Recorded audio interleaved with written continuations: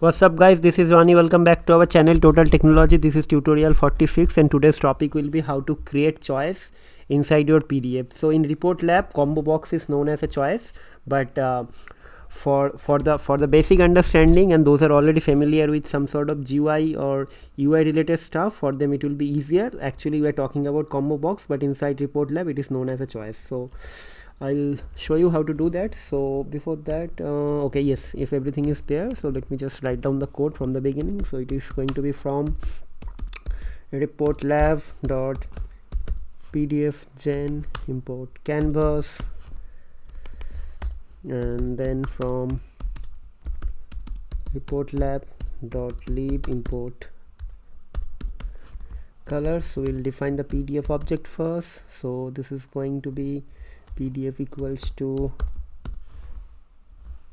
canvas dot canvas, and this is tutorial 46, so we will name it as tutorial 46.pdf, and then it will be like pdf dot draw center string, and we'll define like 20, then 50, then select from combo box, and we'll now define the combo box. So x is going to be pdf dot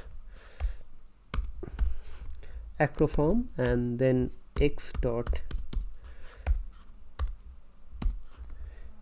choice. So now we'll define this value and other stuff, so rather than we'll delete everything whichever is not required. So what I'll do, I'll just change everything from here. Okay,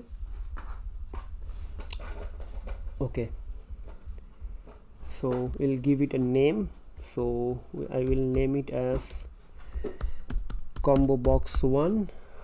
Options means what are the options you would like to display. So it will be inside a list, so we'll give kind of this thing. Let me just create a list. So it will be like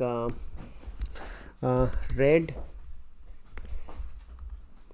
blue, and there will be something called black. Okay, combi box 1, and then tooltip is going to be like same thing, combo box 1. Okay, so we'll define the size. So let's say 50, and y dimension will be I believe 40 is fine. Okay, height of this thing probably 100. Let's say width is going to be 50. Border style will be solid, and border width will be 2. Text color is colors dot red. Fill color colors dot yellow, and border color will be colors dot black, and the value means the initial value if you want something. So let me just give it red. We have red, so we'll just give it red, and after that what I'll do, I'll just save it, pdf dot save. So if I'm not done anything wrong, so what will happen now, we'll get one file with tutorial 46, and there will be one combo box with this 3 selection. Okay, and by default this will be selected. Okay, so let me run this thing first. It is successfully executed. Let me refresh this thing. Okay, so we got this tutorial 46. So see here, so see red, blue, black, these 3 things are here, and by default red is already selected. So what I'll do now, we can change it to blue. Okay, so let's see how it is going to react now. See, blue is selected. So if you increase the thing here, let's say green, yellow, and let's run this thing again. See, green, yellow, everything is here. So this is very simple to execute and very powerful thing. Like if you know these tricks and tips, then you can develop a very handy and what you say, like effective survey form, interactive form, where you can get user data. And also if you are going to develop some sort of report engine and there you want to collect the user input, then definitely you should use these things. And these things are very much like easy to interact or integrate with all the web frameworks like Django, Flux, or some Node.js framework and other stuff as well. Even you can integrate these things with PHP.